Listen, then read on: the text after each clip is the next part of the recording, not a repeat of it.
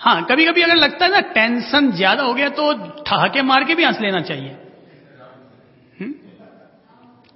जैसे कि दुनिया में लाफिंग क्लब चलते हैं ना, वो काम ही रोजाना यही करते हैं। रोजाना बड़े बड़े शहरों में 2-2 मिनट तक वो हंसते हैं। वो हंसते हैं यानी कि 2 मिनट तक लगातार हंसते रहते हैं, और हंसते से कहते हैं खत्म हो जाता है टेंशन। पर ज्यादा जोर से हंस दोगे तो नाड़ी ब्रेन हेमरेज भी हो सकता है। इसलिए मुस्कुराओ, जी भर के मुस्कुराओ, सदा बाहर मुस्कुराते रहो।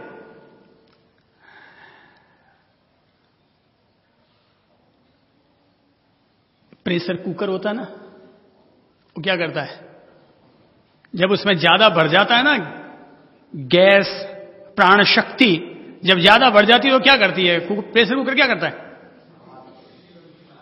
सीटी मारता है, हैं? आप किसी सड़क चलते को सीटी मत मार दीजिएगा। तो जब लगता है कि अंदर में ज्यादा भर गया है तो प्रेशर कुकर की तरह एक सीटी बजा दीजिएगा, पूरे ठाके के साथ हंस लीजिएगा, पर बाकी मुस्कुराओ। मुस्कुराता चेहरा अच्छा लगता है। मेरे सामने तो कम से कम अगर कोई लगता है ना लटका हुआ चेहरा आ जाए तो मैं पहले उसको कहता है धोख लगाऊं आपको। अरे भैया मुझे धोख बाद में लगाना, पहले अपने मन की दशा को ठीक कर ले। रोता हुआ अगर धोख लगाएगा तो मुझे रोना पड़ेगा तेरे पीछे। रोता हुआ आदमी अगर धोख लगा देगा तो आशीर्वाद में भी रोना पड़ेगा। तो तुम भी मुस्कुराओ ताकि वापस मुस्कान के बदले में मुस्कान लौट करके आ जाए। बचपन में कांच के कंचे खेले होंगे ना, कबड्डी खेली होगी ना, एक की टांग पकड़ी उसको उठा के इधर फेंका, कंचा उठाया और उठा के देव मारा, इधर से उधर खेल खेलने लगे। जिंदगी एक खेल है, मस्ती लेना सीखो, मस्ती लेना सीखो, हर हाल में मस्त रहना सीखो। तो आओ थोड़ी शुरुआत करते हैं। नंबर 1, सुबह से शुरुआत करते हैं, और सुबह से शुरुआत इस रूप में करते हैं कि सुबह जैसे ही आंख खुलेगी, आंख खुलते ही लगातार 1 मिनट तक मुस्कुराएंगे। जैसे ही सुबह आंख खुले, आंख खुलते 1 मिनट तक मुस्कुराओ।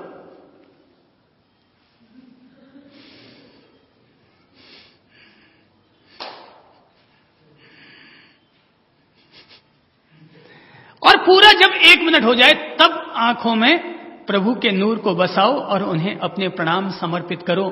पर पहले कम से कम अपने चित्त के प्रमाद को, चित्त की मायूसी को, चित्त की निद्रा अवस्था को दूर कर दीजिए और चित्त की दशा को मनोरम सुंदर बना लीजिए ताकि प्रभु उसमें अपना प्रवेश प्राप्त कर सके। तो सुबह उठते ही मुस्कुराओ।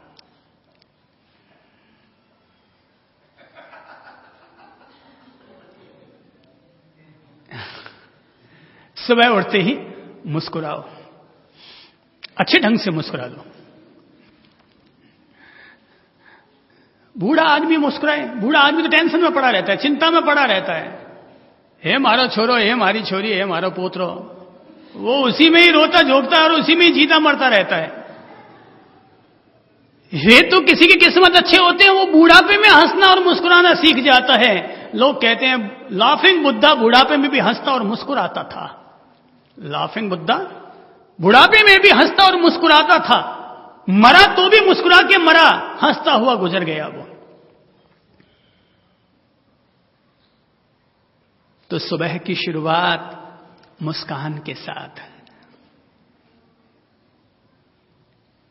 घर में एक आध किसी मुस्कुराते हुए भगवान की मूर्ति रख लो। आपने कभी सोचा कि गणेश जी का पेट फूला हुआ क्यों है? कोई ये मत सोच ले कि उन्होंने दुनिया के लड्डू ज्यादा खाए होंगे इसलिए फूला हुआ होगा। अरे वो जिंदगी भर इतने हंसे होंगे, इतने हंसे होंगे कि उनका पेट भी लाफिंग बुद्धा की तरह फूल गया होगा।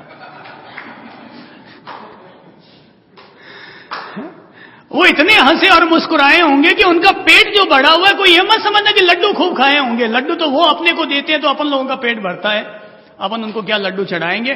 वो तो इतने मुस्कुराते रहते होंगे, इतने मुस्कुराते रहेंगे।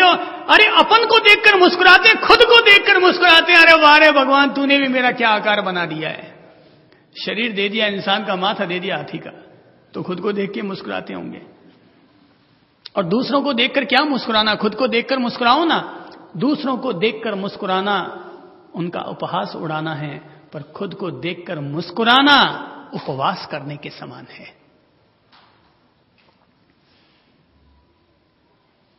तो घर में एक आध ऐसा चित्र जरूर रखो भगवान जी का, जिसमें भगवान जी मुस्कुराते हुए दिखाई दें, ताकि उनको देखकर हमें भी मुस्कुराने की प्रेरणा मिल सके। और अगर कोई भगवान जी का फोटो वोटो ना मिले ना, तो अपने चंदा प्रभु जी का फोटो ले जाना और वो मुस्कुराता हुआ चेहरा सामने रख लेना, उसको देख के मुस्कुराना सीख लेना। और कोई नहीं, चार्ली चैपलिन का फोटो उठा के ले जाना। किसी भी बहाने के जरिए, बहाना चाहे जिसको बना लो, इससे कोई महत्व नहीं है, लेकिन आदमी जिसको देखे और मुस्कुरा दे। अरे दीवार को देखो तो भी मुस्कुरा दो, रात को बाथरूम करने जाओ तो भी पहले मुस्कुरा दो, बाद में सुसुकी कीजिएगा, पर मुस्कुराना मत भूलिएगा, क्योंकि चित्त की दशा हमेशा प्रसन्न रहनी चाहिए। क्योंकि हो सकता है आप बाथरूम में गए हो और वहीं पर ही सांस निकल जाए आखिरी, तो कहीं ऐसा ना हो कि जब आखिरी सांस निकली तब हम मुस्कुराते हुए प्रभु को नजर ना आए। जीवन प्रभु का प्रसाद है और हमें हर पल हर क्षण इस प्रसाद का आनंद लेते रहना चाहिए और मुस्कान भाव से भरे हुए रहना चाहिए। तो अपने हर दिन की शुरुआत सुबह जैसे ही सूर्योदय से पहले आपकी आंख खुली, आंख खुलते ही आधा मिनट 1 मिनट तक एक मस्ती की सांस लिए, मुस्कुराए, प्रभु जी को प्रणाम किया, माँ बाप को, गुरुजनों को धोख लगाई और फिर अपने रोजमर्रा की जिंदगी में लग जाओ। पर पहले मुस्कुराना मत भूलो।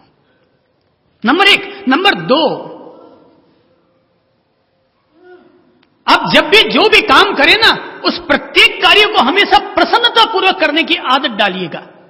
जो भी कार्य करें, बेमन से किया गया कार्य बंधन की बेड़ी बन जाता है और प्रसन्न मन से, प्रसन्न चित्त से किया गया कार्य ही स्वर्ग का द्वार बन जाता है। बेमन से, रोते मन से। मां अगर बेटी को कहते ना, बेटा जा एक ब्रेड का पैकेट ले आ, और बेटा कहता है मम्मी नहीं मिला, तो अरे यार तू जाता ही, मना करते करते रोते रोते जाता है, वो हंसते के समाचार कहां से लेकर आता है। तो जाता ही रोते रोते हैं, नहीं मिला तो अरे यार इसका निर्णय तो वहां जाके करना ना। और लोग होते भी ऐसे हैं। ऐसा हुआ, मैंने एक चुटकला सुना है, और वो चुटकला ये था कि मुल्ला नसरुद्दीन ने अपने बेटे से कहा कि जाकर के बिस्किट का पैकेट ले आ, और जैसे वो रवाना होने वापस एक थप्पड़ मारी, बोले ताजा लेके आना। रोते रोते निकल गया। मैंने मुल्ला नसरुद्दीन से पूछा, मैंने कहा भाई ये बात समझ में नहीं आई, और वो बासी लाता और तू थप्पड़ मारता तब तो बात समझ में आती, और वो बासी नहीं लाया, उससे पहले तुमने थप्पड़ मार दी। तो मुल्ला ने कहा कि दरअसल बात यह कि बासी ले आएगा तो फिर करूंगा क्या, बासी खाना पड़ेगा, इसलिए पहले से ही उसकी तैयारी कर दी कि वैसी गुंजाइश ही ना रहे। अगर सारे लोग मुल्ला हों तब तो बात अलग है, कठमुल्ला हों तब तो अलग बात है, पर अपन लोग, मुल्ला होना बुरा नहीं है, पर नसरुद्दीन होने में गड़बड़ी है, क्योंकि अपन फिर चांटे के बगैर बात नहीं करेंगे। तो मुझे तो अभी तक यही पता है कि भाई रोता हुआ जाता है वो मरे हुए के समाचार लेकर के लौटता है। जो रोता हुआ जाता है वो मरे हुए के समाचार लेकर के लौटता है। इसलिए जो भी काम करो ना, प्रसन्न मन से करो, तो वो काम इतना बड़ा होगा ना तो भी इतना सा ही महसूस होगा, इतना बड़ा काम होगा तो भी इतना सा महसूस होगा, अगर हम दिल से, मन से, प्रसन्न चित्त से अगर करेंगे तो। अब जरा एक बात बताइए कि एक बच्चा टीवी देख रहा था, क्रिकेट देख रहा था, सचिन तेंदुलकर सामने छक्के पर छक्के मार रहा था, और इतने में अंदर आगे पापा जी, अब वो घबराया। पापा क्या कर रहा है? नहीं नहीं कुछ नहीं, जा पढ़ने बैठ। किताब खोल के बैठ जाता है। अब किताब खोल के तो बैठ जाता है, जरा आप बताइए उसका मन कहां है? प्रसन्न मन से काम किया जाना चाहिए, एक मन से काम किया जाना चाहिए। ध्यान और साधना का गुर यही है कि व्यक्ति जो काम करे पूरे मन से करे। एक मन एक काम, इसी का नाम है एकाग्रता।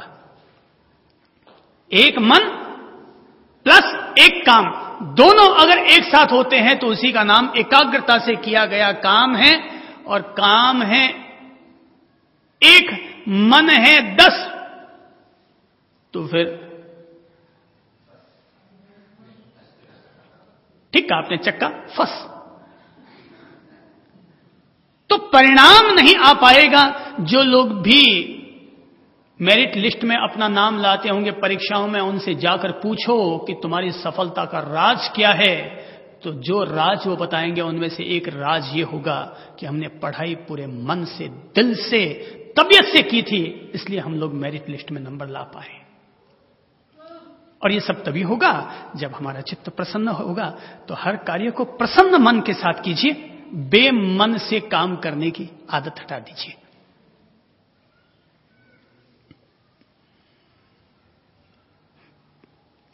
कपड़े धो ना प्रसन्न मन से, खाना बनाओ ना प्रसन्न मन से। मां लड़की को कहती है खाना बना ले, अब वो बेटी जो अंदर रसोई घर में घुसती है, अब उसको अगर कह दिया जाए जा फिल्म देखा तो हंसी खुशी जाती है, पर खाना बनाने का बोल दे तो अब वो कभी फुल के इंडिया का नक्शा बनते हैं, कभी पाकिस्तान का नक्शे का परोठा बनता है। तो खाना सारा बेस्वादा हो जाया करता है। क्यों? बेमन से, बोझिल दिल से। और जितने जितने दिल से अगर आपने काम किया, जितने जितने दिल से अगर इस देश ने काम किया, उस देश की उतनी तरक्की हुई, उस व्यक्ति की उतनी तरक्की हुई। और अगर तरक्की कहीं ना हो पाई तो उसकी वजह यह है कि हम लोग उतने उतने अंश में उस काम को पूरे दिल से ना कर पाए थे। अगर दिल से करो तो भाई एक बात तय है, अगर दिल से करेंगे तो एक बात तय है कि रसरी आवत जात तय सिल पर पड़त निशान करत करत अभ्यास के जड़मति होत सुजान।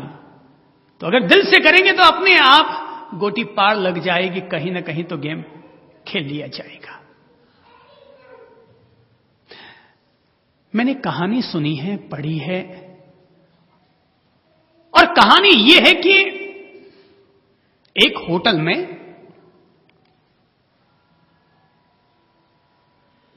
एक व्यक्ति पहुंचा,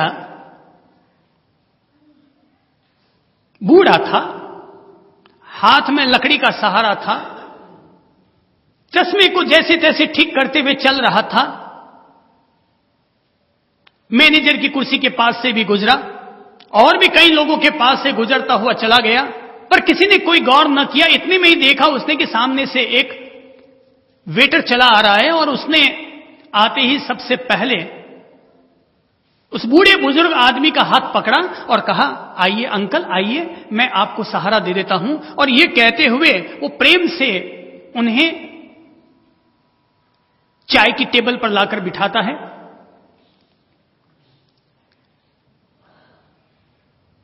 मुस्कुराते हुए अभिवादन करता है और कहता है, बोलिए अंकल आपकी क्या सेवा की जाए। बूढ़े आदमी ने मुंह ऊपर किया, उस व्यक्ति को देखा। वो आदमी चौंका, कहीं कोई मेरे शर्ट वर्ट पर दाग वाग तो नहीं है। उसने खुद को देखा, बोले ठीक है सर आप हुक्म कीजिए ना, क्या आपको आवश्यकता है, क्या चाहिए। बोले 1 कप कॉफी। यस सर, आप 2 मिनट इंतजार कीजिए, बस मैं ये गया और ये आपके लिए कॉफी लेकर के आया, और भी कभी कोई आवश्यकता हो तो आप मुझे फौरन रिंग कर दीजिए, मैं यहां हाजिर हो जाऊंगा। और ये कहते वो आदमी निकल गया। कहते हैं उस आदमी ने औरों को भी देखा, 2-4 और आदमी गुजरे थे, उन्होंने हाथ का इशारा करते हुए अपने पास बुलाया।